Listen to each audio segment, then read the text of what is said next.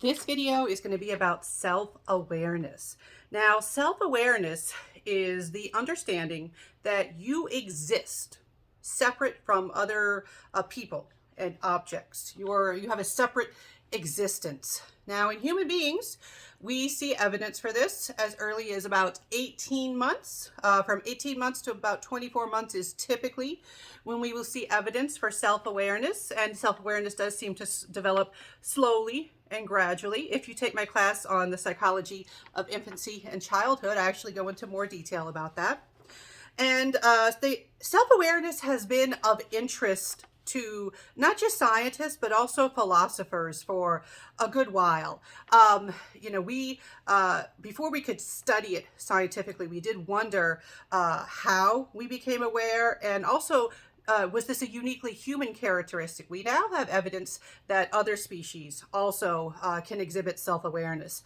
In particular, the great apes, those are not monkeys, chimpanzees, gorillas, orangutans are the type of animal species that we're talking about. Also, elephants, dolphins, and some other species have started, we've been able to figure out how to gain evidence that they can exhibit self-awareness too. Now, going back in history, one of the earliest psychologists to talk about self-awareness was William James. You might know him as the author of what we consider the first psychology textbook, a very influential American psychologist. He's associated with the school of functionalism. And William James, he said that the self is the sum total of all that a person can call his own. Now, different times. So now we would be a little more inclusive and say his or her, or a nice gender neutral there. Now, in addition to William James, Charles Darwin was also interested in self-awareness. In particular, when he was observing his own infant son, William, he noticed that William imitated others. Well, if you've watched a baby long enough, you will see this type of behavior. Well, what's that about? Why would they be imitating? To be able to imitate, you kind of have to understand, well, there's me and there's them, and what they're doing is kind of interesting and cool. I want to do that.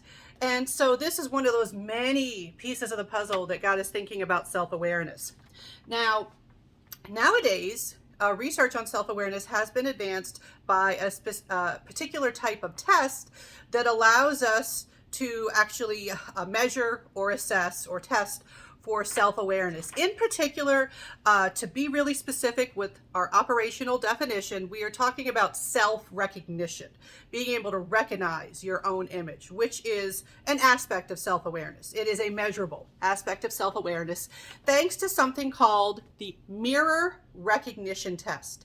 With the mirror recognition test, which goes by other names, sometimes just the mirror test, sometimes the mark test, and sometimes the rouge test. I learned it as the rouge test, so sometimes I will call it that, but it is more precise to call it the mirror recognition test. Now, why would they call it the rouge test? Because rouge, if you know, we don't really use this as a makeup product anymore, but rouge was this stuff that you would dab your fingers in this little paint, little reddish paint, and dab it on your cheeks and give yourself rosy cheeks.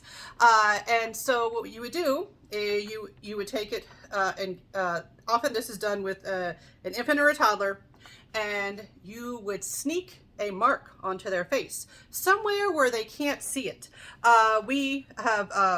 We've done lots of these studies where sometimes you can sneak it while your participant is sleeping, or you can just do it while they're playing and just kind of sneak it under their nose, sneak it onto their forehead. But the idea is they wouldn't know that it's there. Then you show them a mirror. And if they look in that mirror and they try to wipe the mark off, this is your evidence for self-recognition, which is an indirect piece of evidence for self-awareness. Now, when I teach in-person classes, I'll often ask things like, hey, how many of you got a pet, like a dog or a cat? And lots of people will raise their hand. I'll say, what happens when they see a mirror? get a lot of stories of either they have no interest at all in the mirror or they try to attack that mirror. And I just got a kitten and I can verify, yes, my kitten will try to attack the mirror like, hey, who is this kitten trying to get up in my space? This is my place. These are my people. And also we've seen this with monkeys, not the great apes, monkeys, even with adult monkeys, they will get into attack stance when they see mirrors. All right. Now, obviously, if you do that, if you try to attack the mirror, you are not recognizing that that is your own image in the mirror. But also, you can also give some behavior that's not quite good enough to be evidence.